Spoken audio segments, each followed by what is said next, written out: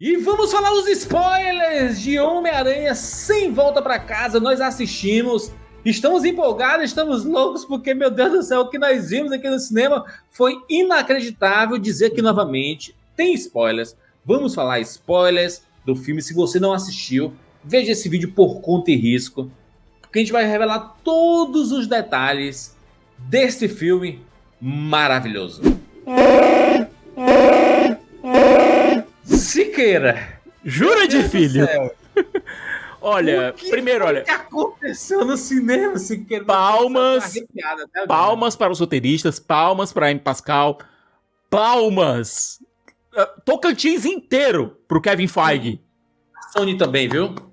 Sony, parabéns, Kevin Feige, todo mundo. Vocês conseguiram fazer algo que era impossível. Assim, é algo que não tinha como fazer, nem no sonho, assim. Sabe quando a gente sonha? Ai, vamos juntar esse personagem ali, acolá. A gente nunca imaginou que isso poderia dar certo. Mas você reunir Tom Holland, Andrew Garfield e Tobey Maguire e funcionar e ficar foda, parabéns, Siqueira. Que momento foi esse, Siqueira? Puta que pariu! Pra exorcizar o último fantasma que faltava! O filme vai levando, o filme vai te trazendo, vai te caminhando pra aquilo ali, certo? Você não vai percebendo. O filme vai te caminhando pra aquilo ali. Sim. Quando chega, porque a gente teve vários aperitivos no caminho, sabe? A gente teve vários aperitivos no caminho. Primeiro de todos, eu tenho que puxar a sardinha pra minha profissão, eu tenho que puxar a sardinha pro meu colega, eu tenho que puxar a sardinha pro meu colega de profissão, Matt Murdock! Charlie Cox de volta como Matt Murdock! E salvando a pele do Peter Parker! Caraca, e segurando uma pedra, o cara joga uma pedra da janela, porque o pessoal tá caçando o Peter Parker, né, depois da revelação. Ele segura uma pedra assim, aí ele, meu Deus, como é que você consegue fazer isso aí, né? Porque eu sou um tremendo de um advogado. Eu sou um tremendo advogado. Cara, que legal. No mesmo dia em que foi revelado que Vincent D'Onofrio, o rei do crime, está de volta e vai estar no MCU, né? Porque ele apareceu no Gavião Arqueiro. Ele está aqui também, o Matt Murdock. Caraca. Quer completar isso? É aniversário do Charlie Cox hoje.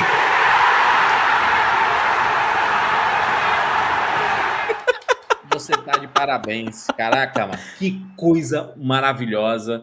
Eu vou dizer que até metade do filme, essa foi uma das revelações mais fantásticas, assim. Quando foram apresentando os vilões, como até a gente falou, né? Todos esses vilões que foram aparecendo, Octopus, Duende Verde, Jamie Foxx, Homem-Areia, Lagarta, etc. Foi muito, muito interessante, mas, cara, agora, nada... O momento que esses vilões foram tirados dos seus universos foi o momento pré-morte. Foi, eles estavam quase morrendo, né? Isso. No caso do Electro, isso deixou bem claro. No caso do Dr. Octopus, foi no momento que ele tava lá brigando com o Peter e a MJ lá no meio. Do Duende Verde foi antes do glider dele atravessar o corpo dele. Ou seja, na verdade eu acho que foi um pouco antes, porque a armadura dele como tava inteira ainda, então foi ainda um pouco... Deve ter sido no começo da briga lá na ponte. Sim. Certo? Mas ele ia morrer... Em algum momento ele ia morrer, né? E é interessante isso, porque isso vira o grande dilema do filme, né? Porque o Tom Holland, o Peter Parker dele, ele acredita que ele pode salvar todos esses personagens, porque se nos universos existem... É massa a parada do multiverso, né? O conceito, e saber que existem outros Peter Parkers, outros Homem-Aranhas e tudo, mas o dilema moral aqui dele achar que, sim, eu posso salvar, mesmo que eles sejam vilões em outros universos. Cara, isso é muito cara de Peter Parker. Isso é muito cara de Homem-Aranha. Não, e alguns deles, por exemplo, o Dr. pensa na impossibilidade, né? Na impossibilidade, ele acha que é possível salvar aquelas pessoas, né? Não, e alguns deles, por exemplo, o Flint Marko, o Homem-Areia, ele tem realmente ainda tem uma moral. O Dr. Octopus, o problema dele é aquele chip ainda que tá controlando a cabeça, os tentáculos controlando ele. Ele já tinha se rendido ali a gente vê no Homem-Aranha 2 que ele entende o que ele fez e as consequências de tudo, e foi muito legal a redenção dele, né? Seria muito triste se aqui eles não tratassem essa redenção também. Ele só fosse um vilão ali, não. Eles tratam assim, é um vilão que ele não é ruim, ele foi corrompido pela parada, e ele acaba tomando todas aquelas decisões. A maioria deles ali tem uma vibe dessa, né? O próprio Lagarto mesmo, né? O Max Dillon lá do Jamie Foxx é que é o cara que tá deslumbrado com o próprio poder, né? E que fica meio pirado com isso. Até também, o Lagarto diz que da última vez que tinha visto ele, que os dois trabalhavam na Oscorp, lá no universo do Andrew Garfield, ele era um cara meio esquisito, com cabelo lambido, escondendo a careca, e virou o Jamie Foxx, sabe? Pois é. Então assim, é interessante esse dilema moral, a briga entre o Peter Parker do Tom Holland com o Doutor Estranho é muito boa, porque o Doutor Estranho, ele tá meio assim, né? Cara, eu fiz uma cagada aqui, vou reverter aqui essa parada, vou apertar esse botão aqui e vai resolver tudo, né? E não é bem assim que funciona, né? Porque o Peter Parker, meu irmão, o Peter Parker consegue enfrentar o Doutor Estranho, cara. Consegue. Essa é a verdade. E utilizando matemática. Utilizando geometria. Ele entende a dimensão, ele consegue entender a dimensão espelho do Doutor Estranho e surpreende ele justamente com esse entendimento que ele teve. Não é questão de poder. O Doutor Estranho tava se segurando ali. Fica bem claro isso. Sabe? Agora... Porque tem um diálogo entre o Doutor Estranho e o Peter que eu achei bem interessante aqui. O Doutor Estranho diz, olha, por mais que a gente tenha passado por tudo que a gente passou, justamente por conta disso, eu esqueço que você é um menino, que você é um garoto. Tem outro diálogo que o Estranho diz, é por isso que eu nunca quis ter filhos e tal. Então, existe uma relação bonita entre o Steven e o Peter, que não é igual a que tinha do Peter com o Tony Stark. Sim. É uma relação mais de respeito, sabe? Que o Estranho vê esse garoto que passou por tanta coisa. O Benedito Vendes. Benedito vendeu essa... Ele tá muito bem. Apesar de eu não gostar da parada dele ter ficado preso 12 horas lá no Grand Canyon e não sei o que e tudo. Ok que ele tava sem o anel dele, mas, porra, ele é o bruxo absurdo do planeta. Ele não é mais... Ele perdeu o posto de Mago Supremo por uma tecnicalidade, porque ele passou blipado por 5 anos e o Wong se tornou Mago Supremo. Exatamente. Mas cara, eu fiquei bem feliz com esse embate e mostrar que realmente o Peter Parker, o Homem-Aranha dele, do Tom Holland, é capaz, né, de enfrentar esses seres mais poderosos, assim, usando a inteligência, né? E juras, a gente tem que falar... Precisamos falar sobre Norman Osborn, né? Tá excelente, né, o William Dafoe. É o vilão do filme, é o vilão principal do filme. É o vilão do filme, né, mas ele replica muito do que a gente viu do Norman Osborn lá no primeiro filme, né? Até porque é o mesmo personagem naquele mesmo momento. A gente tem que lembrar isso. Olha. Não se trata de uma versão alternativa do Norman Osborn. É aquela versão que a gente viu lá no primeiro filme.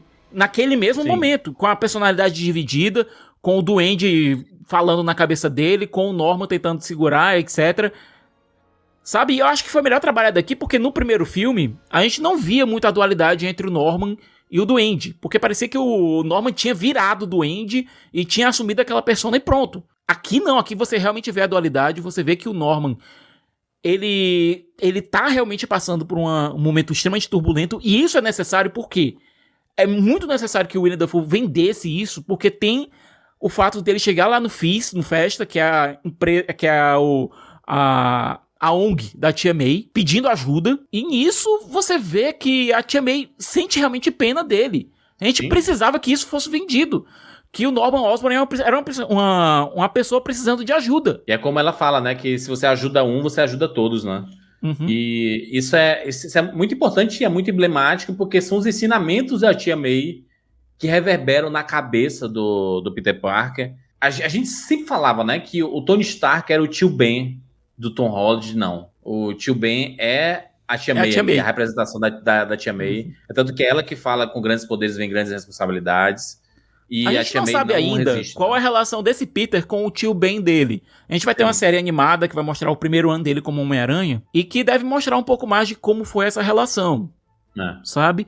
Mas, para todos os efeitos e propósitos, quem faz o papel do tio Ben do Peter aqui é a Tia May. Sabe? Ela faz muito bem. Ela dá todos os ensinamentos morais pro Peter Parker, vem através da Tia May. E a Marisa também entrega pra caramba e tudo, cara. E a morte dela é muito triste, é um momento emocionante. O Tom Holland entrega demais ali na atuação dele. Você sente ele destruído, você sente ele no fundo do poço, sem saída. Nós vemos quando toda a esperança Ned, tinha sido perdida. Nosso amigo Ned, né? Porque quando o Tom Holland ele consegue a caixa do Dr. Estranho, que ia reverter o feitiço, e pega o anel dele, inclusive, que abre os portais, né? E o Ned fica lá com a parada e ele brincando assim, pô, eu queria o Peter. E aí ele cria um ciclo lá de magia. Um portal. Um portal. E a gente vê o Peter Parker lá, o Homem-Aranha lá de fundo, e a gente, pô, ele vai, né, ele conseguiu achar o Peter Parker. E aí quando a gente vê a silhueta, você fala assim, cara, não é o Tom Holland aqui, não. Aí vem se aproximando e, cara, é o Homem-Aranha do Andrew Garfield. Cara, Siqueira, que momento. Caraca, esse filme, ele é uma vibe de Vingadores Ultimato, saca? Quando foi preparado 10 anos para aquele momento. Cara, foi preparado quase 20 anos para esse momento acontecer. Porque a gente vê um cara que é extremamente fã do Homem-Aranha, que é o Andrew Garfield, retornando pro negócio, e depois a gente vê o Tobey Maguire voltando também. Siqueira, esse momento ele parece tão surreal, parece que não é verdade. Parece que não aconteceu, que a gente tá meio que num sonho. E acontece, Juras, no momento que tem que acontecer. Eles não adiantam isso, certo?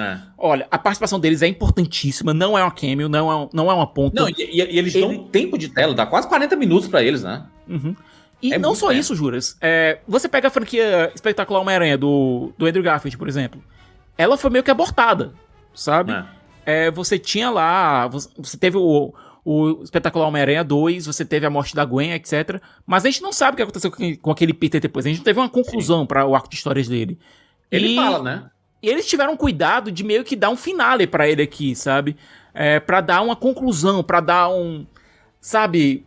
Ele tem uma catarse aqui. Ele fala que depois da morte... Eles, né?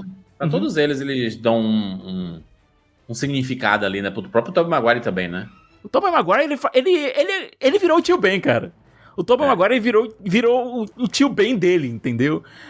Mas eu fiquei muito impressionado com o Andrew Garfield, primeiro, porque ele tá com uma vitalidade muito forte, sim, certo? E ao mesmo tempo você vê que ele falando, ele diz, olha, depois da morte da Gwen eu continuei como Homem-Aranha, que eu achei que era o que ela queria, mas em algum momento o negócio pesou. E eu comecei a ficar mais violento, eu comecei a ficar mais pesado. E aquele momento dele junto dos garotos, sabe? Junto do Ned, da MJ, do próprio Peter, do Tom Holland, parece que trouxe nele de volta uma certa alegria. E você vê que dos três era o que tá mais lascado naquele momento, sabe? É o que tá no momento mais... Por mais que o Peter tivesse perdido a tia May ali e tal, mas o do Andrew Garfield carregava a maior angústia ali. E parece que ele... As cenas dele são muito emblemáticas ali, né? Porque é o Peter que tá se divertindo, ele fala a toda hora assim que, caraca, eu não acredito, tipo assim, a gente é como se estivesse falando pra gente, caraca, a gente também não acredita que tá rolando isso. Não, ele diz em momento, eu sempre quis ter irmãos.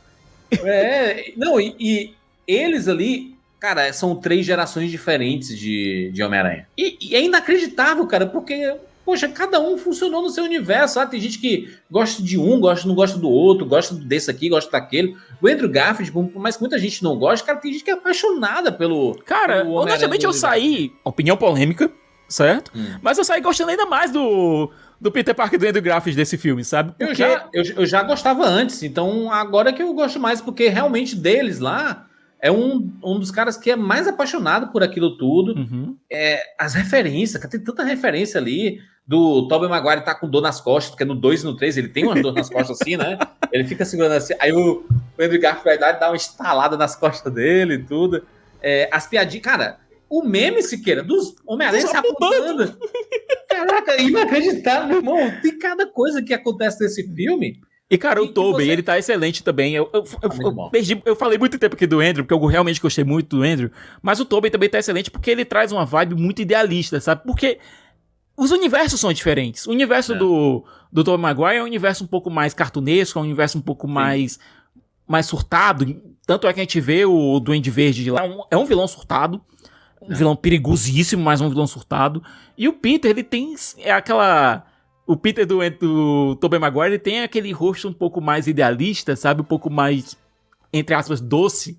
E é aquele tipo de cara que olha pro Peter do Tom Holland e vê um irmãozinho, sabe? Que ele quer... Talvez um sobrinho, não sei. Mas que ele quer proteger. Dilemas, né? Acho que é o Jamie Foxx tá conversando com o Andrew Garfield e fala assim, poxa, eu pensava que, será que existe um Homem-Aranha negro por aí? E aí ele disse assim, pode ser que tenha, né? Caraca, é um mais barato. Mas enfim, a gente vê isso tudo acontecendo e é muito legal, porque funciona organicamente, narrativamente funciona, os três têm uma química inacreditável, não se esperava que fosse ter uma química tão boa, abre expectativa da gente ver mais vezes isso acontecendo, talvez nem aconteça nunca mais, mas se acontecer, não vai ficar forçado. Se existir um Spider-Verse live action, vai ficar maravilhoso com essa galera toda participando junta. Tomara que as portas não se fechem para isso, porque, cara, deu certo demais. Deu certo demais. Os três, quando começam a criar o plano juntos, cara, quando eles começam os três Homem-Aranha voando, e aí vai aquela cena da lua, e depois eles aterrissam. Cara, aquilo é um post para colocar na parede aqui. É um post grandão pra colocar ali, porque... Não, e eu fico imaginando... A Sony, ela teve uma tentação gigantesca de fazer isso, sabe? De colocar os três nos posters. Obviamente a gente deve ter isso mais pra frente, algum trailer mostrando os três. Vai sair. A gente deve ter alguma coisa desse tipo. Quando sair Blu-ray, 4K, etc., os três vão estar estampando a capa. Mas a tentação que eles tiveram pra mostrar isso logo deve ter sido gigantesca. E eles conseguiram segurar, e juras, eu não sei na tua sala, nós assistimos em salas diferentes, em cinemas diferentes. Na minha, quando a galera começou a sair dos portais, bicho, eu nunca tinha visto algo assim numa sala de cinema. Uma catarse coletiva assim, às vezes, superior à reação que foi em Ultimato, Siqueira. Eu acho que foi superior. Que eu vi... na chegada deles, eu acho que foi algo superior ao Ultimato. A emoção foi mais forte que o Ultimato. Tem o fato de que a gente tá num momento diferente, a gente tá num momento que a gente quer um pouco de luz, quer um pouco de esperança. Sim, a gente passou quase 2 anos sem ter esse tipo de reação. A última vez que a gente teve foi basicamente com Vingadores Ultimato, né? Pois é. Se a gente pensar. E foi algo muito bonito, sabe? Foi uma sensação muito bacana, foi uma energia muito boa que eu senti no cinema. Isso reverbera, sabe? Isso ajuda, isso traz realmente efeitos. A gente veio do momento mais baixo daquele Peter Parker que foi na morte da tia May. Então, quando veio esse raio de esperança, meio que contaminou tela, público, funcionou. Houve essa energia que funcionou muito bem. E acho que todo mundo sabe que eu sou um pouquinho fã de uma série chamada Doctor Who. Eu me senti um pouco quando eu vi aqueles três lá, eu me senti assistindo Day of the Doctor. O especial de 50 anos, com versões diferentes do Doctor interagindo, a troca entre eles, as piadas internas entre eles, e até o fato de ter uma caixa lá com um botão que eles teriam que apertar e tal, que tem o dilema de apertar ou não o botão. Eu me lembrei muito de The Doctor por conta disso. Eu acho que o Tive Meu Fato vai ter um treco quando assistir esse filme por conta desses detalhes, sabe? Talvez seja inclusive referência mesmo, cara, porque você reunir versões diferentes de um mesmo personagem e acabar funcionando, inclusive organicamente, né? Porque quando eles montam todo esse plano, tem tudo pra dar errado, porque eles não sabem trabalhar, os dois outros, eles não sabem trabalhar em equipe, porque eles nunca tiveram Vingadores na terra deles, eles nunca trabalharam junto de ninguém. Então, eles têm essa dificuldade, e o Peter do Tom Holland acaba sendo o cara que tem que trazer eles para o trabalho em equipe, para dizer, olha, vamos formular aqui um plano, cada um faz isso e isso. Aquela cena da MJ que ela tá caindo lá dos andames, e a gente... Cara, tudo que a gente apostou e achou que era mesmo. A gente não errou basicamente nada ali das nossas apostas. A gente só errou em relação a uma coisa que a gente vai falar na cena pós-créditos. A gente só errou aquilo ali, porque... E aquilo ali foi meio frustrante, viu? Mas no filme em si, a gente acabou acertando tudo, porque tinha que ser o Andrew Garfield que era pra salvar a MJ. Pra fazer sentido narrativamente. E tanto que quando ele salva a MJ ali, ele começa a chorar, porque ele entende a importância que a MJ tem pro Peter Parker do Tom Holland. E que se ela morresse, o Peter Parker do Tom Holland ia ficar muito mal, ia ser destruído, ia acabar. Ia ser a mesma coisa que aconteceu com ele. É isso que eu tô dizendo. Eu acho que de ter salvado, né? Eu vejo umas relações diferentes ali. Eu acho que o Peter Parker do Andrew Garfield olha pro Tom Holland como se fosse um irmão mais velho, como se ele fosse o irmão mais velho do Tom Holland. E o Peter Parker do Tobey Maguire olha como se ele fosse o sobrinho, sabe? Como se ele fosse o tio Ben e ele fosse o Peter. Entendeu? Eu acho que o filme ele foi muito feliz em mostrar essas diferenças entre eles dois, sabe? Sim. E foi muito feliz também em... Cara, o Peter, ele tava transtornado. ele ia matar o Duende Verde, que tinha sido responsável pela morte da Tia May, e é aquela mesma coisa, o Duende Verde querendo fazer com que o Peter veja o mundo, agora esse Peter do Tom Holland, sim, veja o mundo do jeito que ele enxerga, sabe? O Duende Verde ele subjuga a personalidade do Norman Osborn, o plano estava funcionando, eles estavam conseguindo curar a galera, eles conseguiram ajudar o Dr. Octavius, estavam trabalhando no Jamie Foxx, quando o Duende Verde toma conta, e foi um tremendo de um uso do sentido aranha, o Peter sentindo que o Duende Verde estava aparecendo, sabe? Sentindo, inclusive, que a ameaça estava surgindo. Fazendo sentido com os outros dois personagens, porque o do Tobey Maguire e do Andrew Garfield, o sentido aranha tinha um som, né? Eles faziam um som. O do Peter aqui, ele só sentia um arrepio, assim, não tinha um som. Só mostrava. E agora teve um som, né? Ele tava realmente... Agora, o John Watts, ele jogou a gente pra dentro da cabeça do Peter, e a gente viu o que tava acontecendo. E outra coisa bacana, juras, a cena da ponte, certo? Naquela cena da ponte tem um momento muito curto, mas que a gente vê o Peter em primeira pessoa, ele soltando a teia em primeira pessoa. Sim. Como a gente viu o Peter do Andrew Garfield. A gente viu algumas cenas meio malucas, no tipo final, as que o Sam Raimi costuma fazer. A gente vê que o estilo de fotografia do filme, ele vai trazendo, vai enxertando algumas coisas das outras duas franquias. Eu gostei muito disso. No final mesmo do filme, quando ele já tá com o uniforme novo e tudo, ele vê a câmera de costas e ela fica amassando aqui, balançando, igual como aconteceu no Homem-Aranha do Andrew Garfield, né? Então tem vários desses sinais dos outros filmes, né? Mas, cara, esse é o filme de transformação. Finalmente a gente vê uma transformação no Peter Parker. E a gente se depara com o Peter Parker que talvez as pessoas sempre esperaram, né, dele, que é o personagem que passou por uma transformação de uma perda de um familiar, porque o Tony Stark, ele era o cara endinheirado que apadrinhou o moleque, entendeu? Era o professor. Mas não era a família. Tinha meia família. Essa perda mexeu com a cabeça do Peter Parker, do Tom Holland, e principalmente porque, cara, esse personagem, Peter Parker e Homem-Aranha, eles são personagens que eles trabalham sempre a perda. Por mais que sejam filmes divertidos, sejam filmes inspiradores muitas vezes, mas ele sempre se arrebenta. Ele sempre se lasca. E faz parte da essência do... E aquela coisa, Júlio, como esse Peter tava lá em cima, a queda aqui foi devastadora. Porque esse Peter, ele tinha os recursos do Stark, ele estava morando no apartamento rap, porque eles tiveram que fugir do Queens. Mas é aquilo que a gente sempre falou, né? Que esse esse é um Peter mimado, que tem todas as condições, tem nada a ver com o Homem-Aranha, que a gente conhece, não sei o que, tararau. E a gente teve que passar por tudo isso para chegar aqui nesse momento em que ele perde a Tia May e ele decide, pelo bem de todo mundo, fazer com que todo mundo esqueça ele. Não esqueça que o Peter Parker é o Homem-Aranha, mas esqueçam... Quem é Peter Parker? Por quê? Exato. O feitiço ficou totalmente fora de controle. E o Dr. Strange disse, olha, tá todo mundo que sabe que Peter Parker é Homem-Aranha, que são infinitas pessoas, que são infinitas realidades, estão vindo pra cá. Isso, sim, a realidade não vai aguentar. O Dr. Strange tava segurando, a gente viu algumas silhuetas ali. Uma delas que eu vi foi do Kraven, o Caçador. Quando a gente tiver o filme em Blu-ray, a gente puder pausar pra ver, vai ter muito easter egg ali, naquelas brechas, vai ter muito easter egg, eu tenho certeza. Mas a realidade não ia aguentar, o Dr. Strange tava segurando. Então o Peter diz, olha, se a gente fizer o feitiço pra todo mundo esquecer quem é Peter Parker, impede isso? Eu disse, impede. Então faz. Então ele se despede dos dois outros Homens-Aranha, uma despedida muito bonita, um abraço muito bonito. Inclusive longo, né, porque...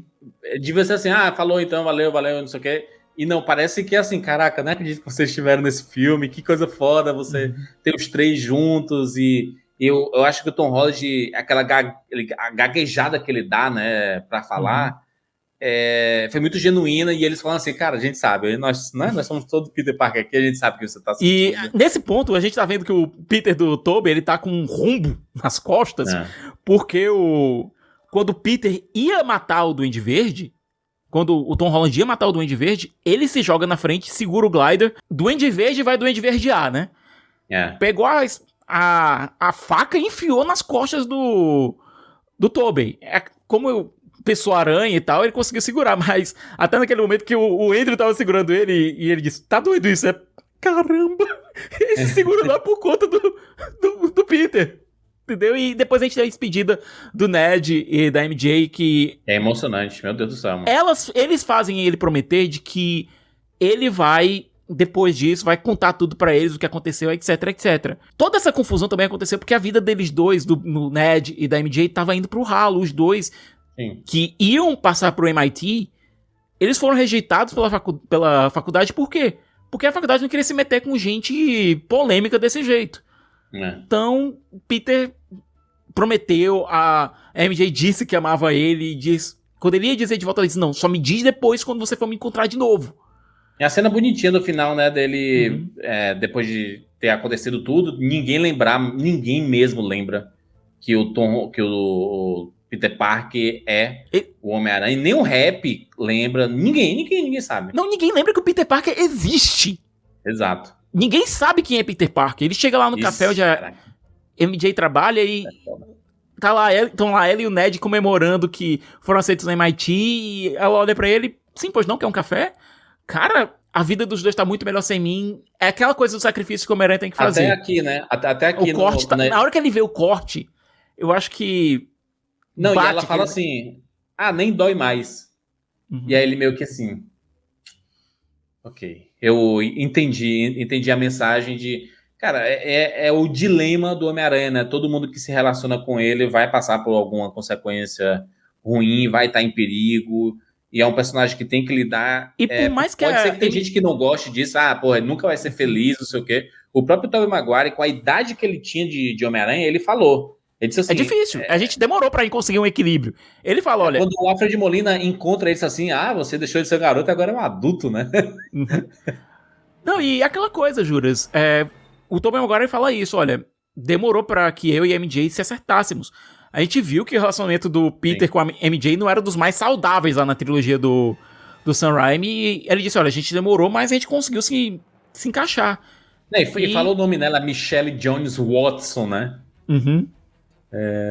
Da MJ. Mas eu gostei bastante desse final. O final lembra, a gente falou de Harry Potter, lembra bastante o final de Animais Fantásticos, né, o número 1, que tem que esquecer, né, a lembrança lá, e aí no final ela tem a fagulha ali, e tem a conexão do Peter Parker com a MJ novamente ali, a gente, assim, deixou esperançoso. Porém, a coisa mais bacana que eu gostei é que não é que eu queria ver o Peter Parker se arrebentando. Perdeu tudo, morando de aluguel.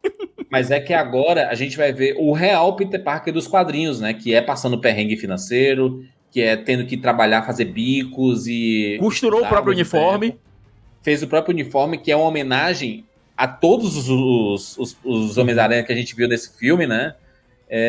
Então, por exemplo, o Lloyd. O Lloyd é uma pessoa que sempre criticou que não tinha esse Homem-Aranha. Agora tem. Agora ele se transformou nesse Homem-Aranha que... E outra, Júlio, ele vai ter que ralar do zero, ele vai ter que fazer de novo o preparatório, ele vai fazer um supletivo pra conseguir depois entrar na faculdade. Ele começou aqui, ele tá agora lá embaixo, ele tá realmente no zero, ele tá sem Tia May, ele tá sem faculdade, tá sem escola, tá tendo que fazer o supletivo, porque ninguém lembra que um Peter Parker existe. O uniforme ele teve que fazer do zero, um uniforme de pano, sem os grandes recursos. Ele tá usando o celular pra verificar as ocorrências, etc. Não tem mais computador embutido na roupa, nem nada. Ele tá tendo que usar as ferramentas que ele tem. E aí a gente vai pra cena pós-créditos, que foi a coisa que eu menos gostei desse filme, a primeira cena pós-créditos. Que a gente não vai falar agora, obviamente, a gente vai falar num vídeo que nós vamos gravar logo a seguir. Só dizer que foi uma das coisas mais emocionantes que eu tive de universo de super-heróis no cinema, foi ver essa galera toda junto. Que coisa maravilhosa, 20 anos de preparação para acontecer isso, e é uma realização de um sonho. Quem gosta do universo de super-herói, de cultura pop, de cultura nerd mesmo, é de enlouquecer. Cara, a galera que assistiu Homem-Aranha lá em 2002, bicho, há 19 anos atrás... Cresceu vendo. Cresceu vendo. vai se sentir muito feliz, sabe? Os easter eggs são maravilhosos. Falam, inclusive, lá do Venom do Tobey Maguire, que ele diz, enfrentei uma alienígena que era uma goza preta lá, cara. E o Aviarad é mencionado nos créditos finais, né? Cara, aquilo ali deve ter doído no fígado do Kevin Feige. Agradecimento ao Aviarad, que sem ele, sem a visão dele, não sei o quê, cara, que coisa aleatória, não? É em Pascal, né? Claramente, né? Claramente Pascal. é homenagem em Pascal. É justa a homenagem? É. Afinal, a gente sabe que o Aviarad, com altos e baixos, a franquia Homem-Aranha não teria existido do jeito que a gente conhece sem ele. Sim. Certo? Então, justa homenagem, mas que foi bem aleatório, foi mesmo, viu? Mas vamos falar sobre as cenas pós-créditos em outro vídeo. Obviamente tem link aqui na postagem para você já assistir, porque vale uma análise separada, porque temos coisas a falar. Se queira, só uma satisfação muito grande, né? Poder ter assistido esse filme e ter visto todas as reações das pessoas e que a Sony guardou as 7 chaves, esse segredo. O pobre do Andrew Garfield, chaves, cara. Né? Eu tô com muita pena do Andrew Garfield, cara, que ele teve que ir em todos os programas de entrevista e mentir descaradamente. Siqueira, e tudo aquilo que vazou era real, né, cara? Eles não conseguiram guardar realmente nada a 7 chaves, né? Porque tinha a foto do Andrew Garfield no Andaime, tinha a foto dos 3 juntos, tem foto do Matt Murdock, tudo que você imaginava vazou. Inclusive o roteiro vazou também. E aí de lascar, né, mano? Os caras não conseguem proteger nada desses universos aí. Mas o fato é que aconteceu e até mesmo você sabendo sobre o que vai acontecer, ainda é legal. Ainda é muito foda. Então foi uma experiência espetacular. Vamos falar sobre essas cenas pós-créditos? Daqui a pouco em outro vídeo, por isso se inscreve no nosso canal e clica aí no sininho para ser notificado a cada vídeo novo. A gente está fazendo vídeos de Homem-Aranha sem volta para casa e temos muito a falar. Se você gostou desse vídeo, joga o like! E a gente se encontra na próxima. Tchau.